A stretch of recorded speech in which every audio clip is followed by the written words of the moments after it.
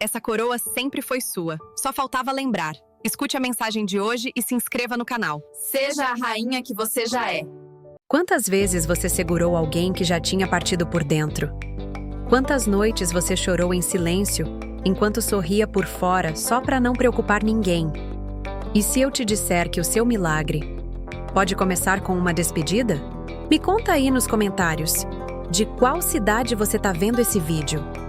Hoje, você vai conhecer a história de uma mulher que amou até não se reconhecer mais, que lutou até quase morrer, mas que só foi salva quando teve coragem de soltar. Prepare-se, porque o que você vai ouvir agora vai te fazer refletir e muito. Eu me chamo Lorena, e se você está aqui, ouvindo minha voz, é porque talvez algo dentro de você também precise ser ouvido. A história que vou contar não é fácil de reviver, mas ela precisa ser dita, porque em algum lugar do mundo tem outra mulher vivendo o que eu vivi, e talvez ela esteja achando que isso é amor. Eu tinha 26 anos, recém-formada em Direito, cheia de planos e esperança no coração. Tinha um apartamento simples, mas só meu. Um trabalho decente, amigos leais e a ingenuidade de quem acredita que tudo pode dar certo se for feito com amor. Conheci Daniel em um café, numa tarde comum, daquelas em que nada parece acontecer. Ele pediu para sentar na mesa ao lado, porque o lugar estava cheio. Sorriu. E aquele sorriso parecia abrigo. Era como se o tempo tivesse parado, e algo dentro de mim dissesse: é ele. Daniel era tudo o que eu achava que precisava. Inteligente, engraçado, charmoso. Tinha aquele olhar profundo, que parece atravessar a alma. Em poucos dias, já trocávamos mensagens todos os dias. Em semanas, já estávamos quase inseparáveis. Ele me fazia rir, me ouvia, me fazia sentir especial. No começo, tudo era mágico. Flores sem motivo, bilhetes escondidos no travesseiro, cafés da manhã com pão quentinho e suco de laranja. Ele dizia que nunca tinha amado alguém como me amava, que eu era o recomeço que ele não sabia que precisava. E eu acreditava, porque queria muito que fosse verdade. Meus amigos diziam que ele era intenso demais, que parecia bom demais para ser verdade. Mas eu os ignorei, porque na minha cabeça eu tinha finalmente sido escolhida. Finalmente era a protagonista da minha própria história de amor, e não ia deixar ninguém estragar isso. Com 3 meses, ele me pediu em namoro. Me chamou de minha mulher. Começou a planejar um futuro, filhos, viagens, casa no campo. Pintou sonhos com palavras doces. E eu, boba, pintei junto. Porque ninguém nunca tinha me feito sentir tão vista, tão desejada, tão única. Mas não demorou para que as flores murchassem. As críticas começaram pequenas. Essa saia tá curta. Você vai sair assim? No começo eu ria, achando que era cuidado. Depois passei a trocar de roupa, por medo de desagradar. E assim, sem perceber, comecei a apagar minha própria luz. Vieram os ciúmes disfarçados de preocupação. Por que aquele cara curtiu sua foto? Não gosto da sua amiga. Ela tem inveja de você. E aos poucos, fui me afastando das minhas amizades. Me tornei alguém mais reservada, mais silenciosa, mais sozinha. Daniel começou a escolher o restaurante, a música, até os filmes. Se eu discordava, ele ficava estranho, frio, como se eu tivesse cometido um crime. E eu odiava aquele silêncio. Então cedia, sempre cedia, porque o medo de perdê-lo era maior que o medo de me perder. Quando percebi, já não usava mais as roupas que eu gostava. Não ia mais aos lugares que eu amava. Minhas redes sociais estavam desativadas. Para que se expor tanto? Ele dizia. E eu obedecia. Porque acreditava que isso era ser uma boa namorada. Uma mulher de valor. Os elogios diminuíram. Os carinhos rarearam. Mas o controle aumentou. Ele dizia que só queria me proteger. Que o mundo era cruel. Que só ele sabia o que era melhor para mim. E eu Já tão sugada, tão cansada, apenas concordava, porque era mais fácil do que discutir. Comecei a questionar minha própria percepção. Será que eu estava exagerando? Será que era culpa minha? A cada briga, ele chorava, se ajoelhava, jurava que ia mudar e me fazia acreditar que o problema era só um detalhe, que o amor dele era real, que só estava machucado. Até minha família começou a se preocupar. Minha mãe dizia que eu estava diferente, pálida, triste, mas eu fingia, inventava histórias, sorria para esconder os hematomas invisíveis, porque sentia vergonha, medo, e no fundo, ainda acreditava que ele ia voltar a ser aquele homem do começo, porque o começo foi lindo. E a memória do começo é o que prende muitas mulheres em finais trágicos. A gente não quer aceitar que aquela versão dele era só um disfarce, que o amor verdadeiro não fere, não silencia, não prende. E eu ainda não sabia que o pior ainda estava por vir. Tudo começou a mudar no dia em que ele me trancou em casa. Era uma segunda-feira cinzenta. Eu tinha uma reunião importante no escritório e vestia uma blusa social branca, daquelas que me davam confiança. Ele olhou para mim como se eu estivesse nua. Você não vai sair assim. Eu ri, achando que era brincadeira, mas ele trancou a porta. Fiquei ali, olhando para a chave no bolso dele, e pela primeira vez senti medo de verdade. Meu corpo gelou. Ele me empurrou para dentro do quarto e disse que precisava me ensinar a ser mulher de verdade. A voz dele estava diferente, gélida, como se fosse outra pessoa, e naquele momento eu soube. Algo dentro dele tinha quebrado de vez. Depois desse dia, nada mais foi igual. Ele pedia desculpas, chorava, comprava presentes, mas tudo soava falso, como se fosse encenação. Uma espécie de ciclo do qual eu não conseguia sair. Eu me sentia culpada por deixá-lo nervoso, como se o erro fosse meu, e não dele. E assim, fui aceitando cada vez mais, menos de mim. As agressões verbais viraram rotina. Eu era burra, ingrata, promíscua. Ele gritava, batia portas, quebrava pratos. Nunca me bateu de verdade, mas me feriu de tantas outras formas que até hoje dói, para lembrar. As palavras dele se alojaram na minha pele como facas invisíveis, e o silêncio virou meu único refúgio. Comecei a desenvolver crises de ansiedade. Dormia mal, com o coração acelerado. Tinha pesadelos em que tentava fugir e não conseguia. No trabalho, fingia normalidade, mas por dentro, eu era um campo de guerra. Me tornei uma sombra do que eu era. Até minha voz ficou mais baixa, como se eu tivesse desaprendido a existir. Ele me fazia acreditar que ninguém mais me amaria, que se eu o deixasse, estaria sozinha para sempre, que minha família teria vergonha de mim. E eu acreditava, porque ele dizia tudo isso olhando nos meus olhos, com aquele mesmo olhar do começo. Só que agora, o brilho tinha virado veneno. Uma vez, tentei sair. Preparei uma mala às escondidas, mas ele descobriu. Rasgou minhas roupas, jogou meu celular no vaso sanitário, me trancou no banheiro por horas. Depois veio com flores. Sempre as malditas flores. E eu, novamente, fiquei. Porque sair parecia impossível. Porque eu ainda tinha medo do depois. As pessoas perguntam por que mulheres assim não vão embora. A resposta é simples. Porque o medo paralisa. Porque a vergonha cala, porque aos poucos, ele te convence de que você não vale nada. E quando você acredita nisso, não vê mais saída. Só vê a cela que ele construiu e acha que merece estar nela. Teve um dia em que ele me deixou sem comida. Disse que eu precisava aprender a obedecer. Fiquei trancada por quase 2 dias, sozinha, fraca, chorando baixinho para não irritá-lo mais. E naquela escuridão, encostada na porta, comecei a sussurrar para mim mesma. Isso não é amor, isso não é amor, isso não é amor. Meu corpo começou a adoecer, perdi peso, tive queda de cabelo, parei de menstruar por 3 meses. O médico disse que era estresse. Eu menti. Disse que estava tudo bem, que só estava cansada. Mas minha alma já gritava por socorro. Eu só não sabia mais como pedir ajuda. Um dia, ele bateu no meu cachorro. O Max. Um vira-lata que adotei anos antes de conhecê-lo.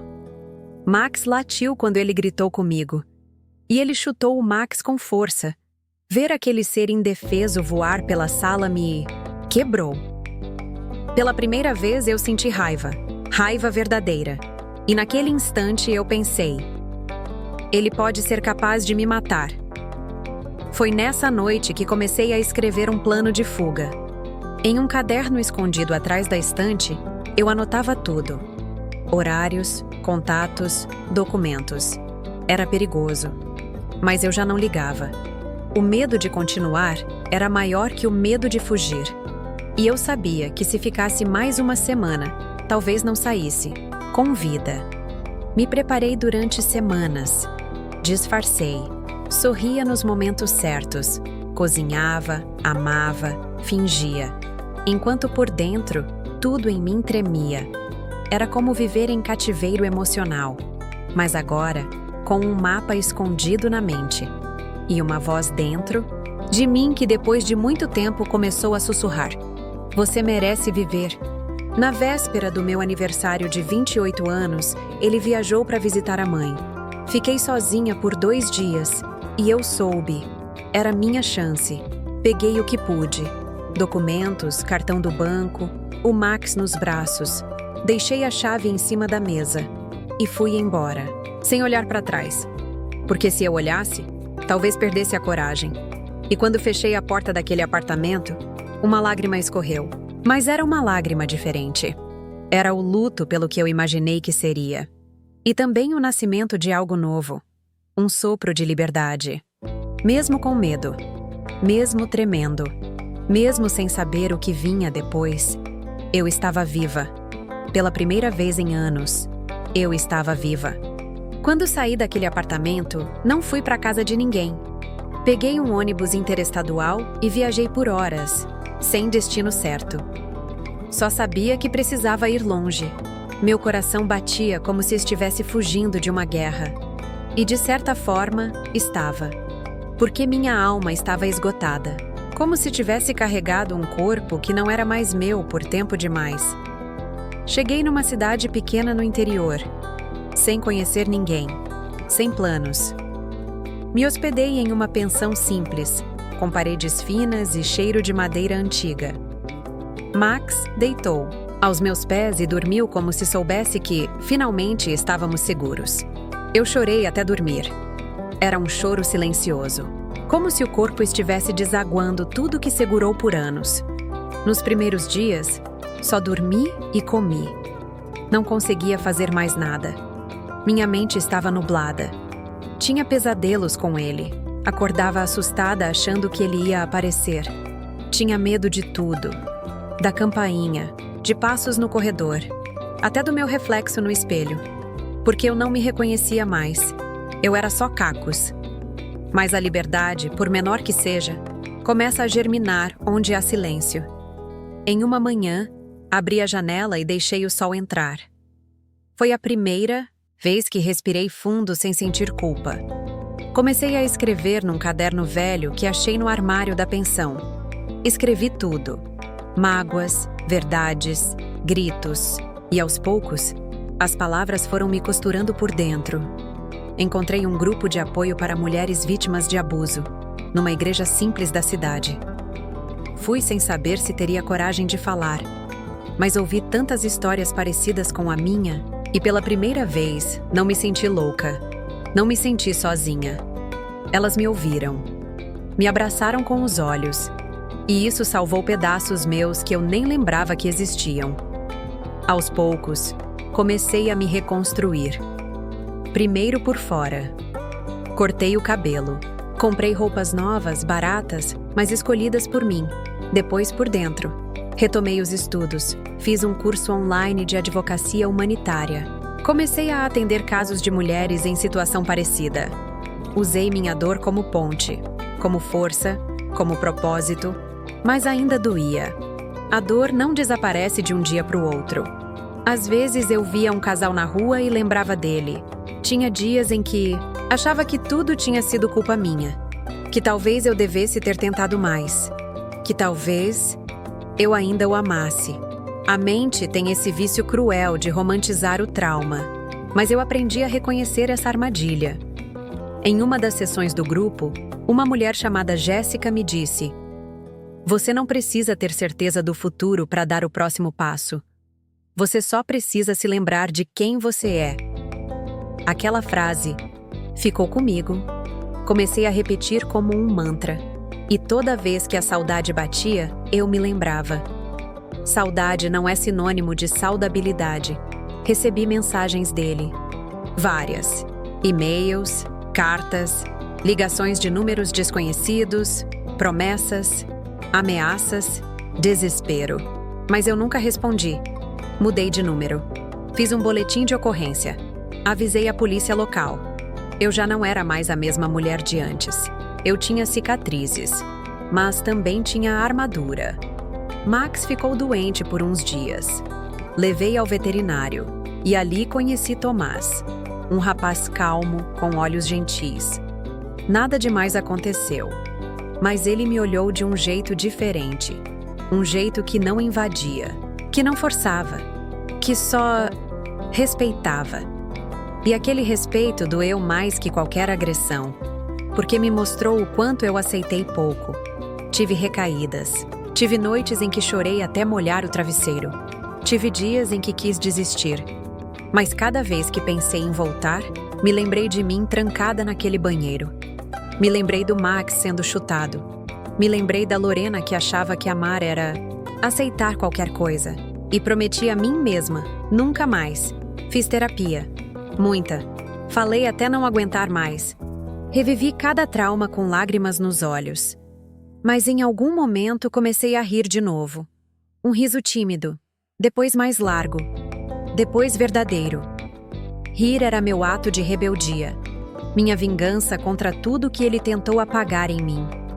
Depois de um ano, voltei a visitar minha mãe. Ela chorou quando me viu. Disse que nunca perdeu a fé, que todos os dias rezava para eu sair viva daquela relação. Me abraçou com força. E naquele abraço, eu entendi que voltar para casa, às vezes, não é geográfico. É espiritual. Era o começo de um reencontro comigo mesma. A vida começou a ganhar cor novamente. Um tom pastel no início, depois um azul mais claro. Até que um dia, sem perceber, eu dancei sozinha na sala. Coloquei uma música antiga e girava como criança. Max me olhava com aquele olhar carinhoso, e eu pensei: é isso, estou viva, estou inteira, e não devo isso a ninguém além de mim. E então, algo aconteceu. Eu não sentia mais medo dele, não sentia raiva, não sentia nada. Era como se ele tivesse deixado de existir dentro de mim. Como se todo o espaço que ele ocupou tivesse sido preenchido por mim, pela mulher que eu estava me tornando. Uma mulher livre, uma mulher inteira, uma mulher que não pede mais permissão para existir. Demorou, mas um dia eu olhei no espelho e me reconheci. Não era mais o rosto abatido, os olhos apagados, a pele sem brilho. Era eu, inteira, viva, forte. Pela primeira vez em muitos anos, senti orgulho de quem eu via. Era como se eu tivesse voltado de um lugar escuro e tivesse aprendido a acender minha própria luz. Comecei a caminhar todos os dias pela manhã, ao som do meu próprio silêncio. O vento no rosto, o cheiro das árvores, o som dos meus passos na calçada. Aquilo era liberdade. Pequena, mas real. Eu não precisava mais pedir autorização para existir. Eu era dona do meu tempo, do meu corpo, da minha história. Criei um perfil no Instagram para compartilhar minha jornada. No começo, só algumas seguidoras. Mas logo, mulheres de todos. Os cantos começaram a aparecer. Mandavam mensagens dizendo que minha história parecia a delas, que eu tinha dito em palavras o que elas nunca conseguiram dizer. E então percebi, minha dor virou ponte. Recebi convites para palestrar. Fui à rádio local. Depois, para uma ONG. dei entrevistas, escrevi artigos. E em cada palavra, cada microfone, cada palco, eu me levantava um pouco mais. Não por vaidade, mas por missão, por justiça. Porque no fundo, eu queria que ninguém mais passasse pelo que passei em silêncio. Reencontrei Tomás meses depois, no mesmo consultório veterinário. Ele sorriu, ofereceu um café. Dessa vez aceitei. Conversamos por horas, sobre coisas leves. Nada sobre passado. Era como se, por um instante, o tempo parasse e dissesse: você merece isso também. Não era amor ainda, mas era respeito. E isso já era muito. Comecei a me permitir. Pequenos presentes. Flores frescas no quarto, livros novos, um vestido vermelho que sempre quis usar. E cada escolha dessas era como uma declaração. Eu existo. Eu mereço. Eu não fui feita para viver trancada. Fui feita para brilhar. E ninguém mais vai apagar minha luz. Uma das frases que escrevi no caderno antigo dizia: um dia vou me amar tanto que ninguém mais vai conseguir me diminuir. E esse dia chegou. Foi num domingo comum, quando levantei da cama, arrumei meu cabelo, fiz café cantando. E percebi, eu era feliz, sem ninguém, só comigo. E isso era liberdade. Tirei minha antiga aliança de uma caixa e joguei no mar. Fui até a praia sozinha no final da tarde. Fiquei ali olhando as ondas levarem embora aquela pequena prisão de metal. E naquele gesto, simbolicamente, eu me libertei de tudo que me prendia. Às vezes, o milagre começa assim, com uma despedida. Recebi uma carta dele um dia, escrita à mão, dizendo que tinha mudado, que sonhava comigo, que se arrependia. Rasguei sem ler até o fim, porque quando a gente se cura, não precisa mais de provas. A gente sente. E eu sentia em cada célula do meu corpo. Eu não pertencia mais àquele ciclo. Eu era maior. Reuni todas as fotos antigas, objetos que me traziam lembranças ruins, e fiz uma fogueira no quintal da pensão. As chamas subiam como dança. E em cada pedaço queimado, eu soltava mais um medo, mais uma culpa, mais um trauma. Era como se o passado inteiro ardesse, e desse lugar a algo novo. Fiz um ensaio fotográfico, sozinha, com vestidos coloridos, cabelos ao vento, pés descalços. Me olhei nas fotos e chorei, mas de alegria. Porque ali estava a mulher que sobreviveu, que se reconstruiu, que teve coragem de dizer: basta. Ali estava a rainha que sempre fui. Só precisava lembrar. Voltei a amar, com calma, com verdade. Mas, acima de tudo, voltei a me amar. E esse foi o maior milagre, porque o amor próprio não depende de ninguém. Não se implora, não se pede, se constrói. Tijolo por tijolo, dia após dia, mesmo com medo, mesmo com cicatriz. Entendi que perdoar não era aceitar, era se libertar. Não por ele, mas por mim. Porque enquanto o ódio existe, a alma ainda está presa ao passado. E eu não queria mais correntes, eu queria asas. E essas asas eu mesma construí, com dor, com luta, mas também com esperança. Hoje, caminho com postura ereta, sorriso leve, coração em paz. E quando olho para trás, não sinto mais dor. Sinto gratidão, porque tudo o que vivi me fez chegar até aqui. A mulher que renasceu, a mulher que se escolheu, a mulher que, mesmo quebrada, virou castelo. Uma rainha que nunca mais vai se abaixar para caber em lugar nenhum. E se você está me ouvindo agora, saiba, você também pode. Pode recomeçar, pode se levantar, pode deixar ir. Porque deixar ir, rainha, também é amor. Amor próprio. Na última gaveta da cômoda da pensão, encontrei um envelope antigo. Era da época em que eu ainda escrevia cartas que nunca enviava. Na capa estava escrito: quando for forte o suficiente, leia. E por algum motivo, aquele dia parecia ser o momento certo. Sentei no chão, respirei fundo e abri com mãos trêmulas. Era minha própria letra, firme e decidida. Uma mulher que já morava em mim, mas que eu só fui conhecer depois de muita dor. Se você chegou até aqui, parabéns, começava. Você sobreviveu, e não importa o quanto tentem te fazer esquecer disso, você é a prova viva de que o amor próprio salva. Continuei lendo. Cada linha era um sussurro do futuro. Você vai querer voltar. Vai pensar que ele mudou. Que talvez você mereça a dor. Mas você não merece. E ele não mudou. Aquilo bateu como um soco, porque ali, naquela carta, estava tudo o que eu precisei ouvir quando achei que era fraca. A carta terminava com uma frase que nunca esqueci. Você é sua casa. Não aceite mais morar em ruínas. Dobrei o papel com cuidado, beijei-o como quem se despede de uma parte da alma e o guardei dentro de um livro de poesia. Ali, entre versos de dor e beleza, estava o retrato da minha libertação. Algumas semanas depois, participei de uma conferência para mulheres sobreviventes. Contei minha história no palco, sem gaguejar. No meio da plateia, uma jovem chorava copiosamente. Depois, ela veio até mim e disse: "Você me salvou. Eu ia voltar para ele hoje." E ali, compreendi. A dor, quando partilhada, cura mais do que uma vida. A última carta, na verdade, não foi aquela escrita por mim. Foi a que enviei ao universo, sem envelope, sem endereço, mas cheia de verdade.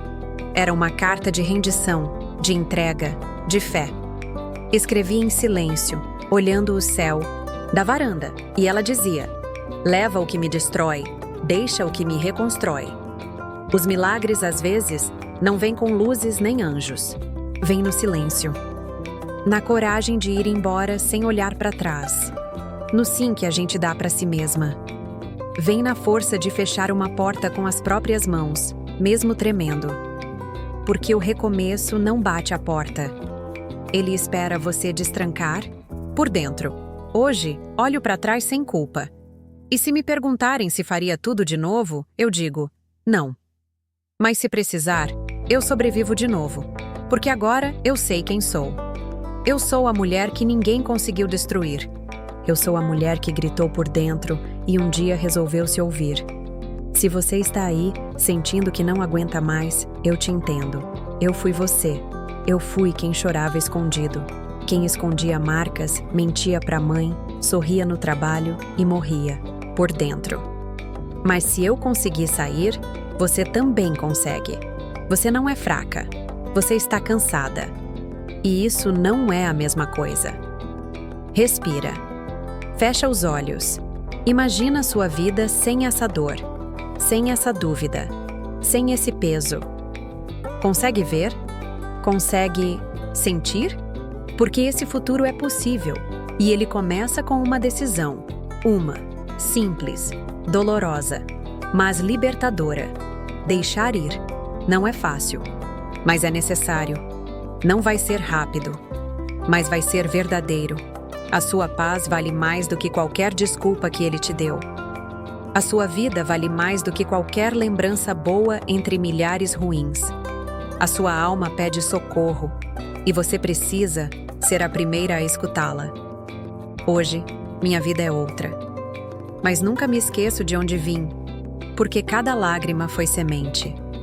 Cada silêncio foi grito, e cada despedida foi milagre disfarçado. A mulher que eu sou hoje só existe porque a menina ferida lá atrás decidiu que merecia mais. E deixou tudo para trás, inclusive quem ela pensava que amava. A liberdade não vem de bandeja, vem com escolha, com dor, com luta, mas também com luz. E se esse vídeo chegou até você, talvez seja o seu chamado.